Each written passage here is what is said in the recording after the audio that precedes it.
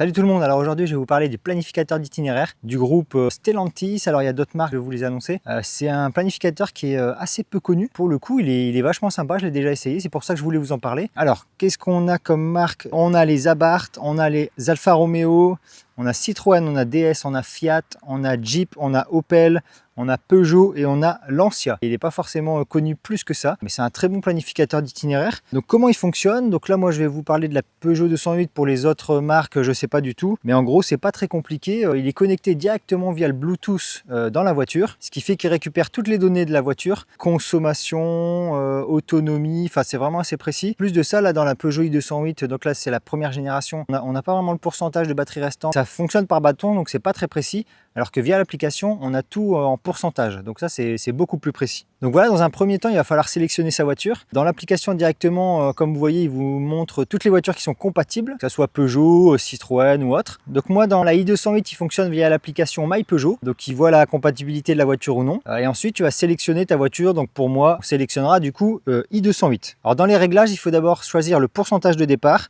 le pourcentage d'arrivée à destination. On peut aussi voir la meilleure route, la plus rapide, ça, donc on sélectionne en fonction de ce qu'on veut, en fonction de nos envies. Et ensuite, on va lancer l'itinéraire. Donc il va nous faire un itinéraire en fonction de notre trajet et ce qu'on lui a demandé, les paramétrages qu'on a mis. Ensuite, il va nous indiquer le temps de recharge qu'il faut qu'on fasse pour pouvoir aller sur tous les points. Autre chose, on voit la puissance des bornes, on voit aussi la disponibilité des bornes. Donc ça, c'est vraiment un point important dans un planificateur d'itinéraire. Quand on ne voit pas la disponibilité des bornes, c'est un petit peu embêtant. Donc là, vous voyez, c'est assez détaillé. On voit l'adresse du point de recharge, on voit ce que c'est comme borne, on voit le temps de recharge, on voit le pourcentage aussi. Donc si c'est du 60 à 80, il nous l'indique aussi. Il nous dit le pourcentage d'arrivée à la borne. Et on voit la disponibilité des bornes et la puissance des bornes. Donc ça, c'est vraiment sympa. Et ensuite, en temps réel, si vous consommez plus ou si vous consommez moins, il va s'ajuster, il va s'adapter. Si vous consommez beaucoup plus, il va prendre une borne qui est moins loin pour pouvoir justement y arriver. Donc ensuite, vous connectez votre téléphone via Android Auto ou Apple CarPlay et vous avez du coup le planificateur d'itinéraire directement dans la voiture. Donc ça, c'est vraiment bien. Pour l'avoir testé sur l'autoroute en ayant fait un trajet, l'application est très bien faite. Elle est assez simple d'utilisation. Il y a tout ce qu'il faut comme point. Il n'y en a pas plus, il n'y en a pas moins.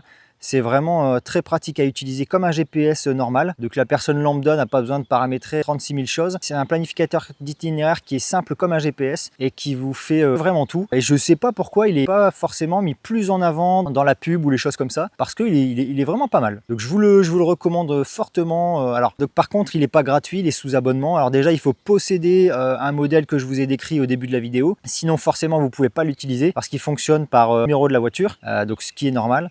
Il y a aussi un abonnement qui est de 4 € par mois ou de 40 € par an. Mais pour le coup, je ne suis pas forcément embêté à payer parce qu'il est vraiment bien fait et ça facilite la vie sur les longs trajets.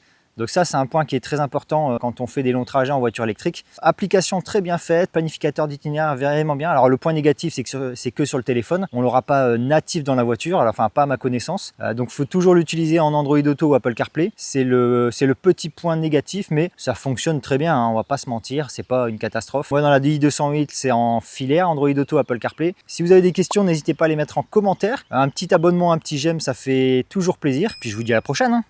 Allez, ciao!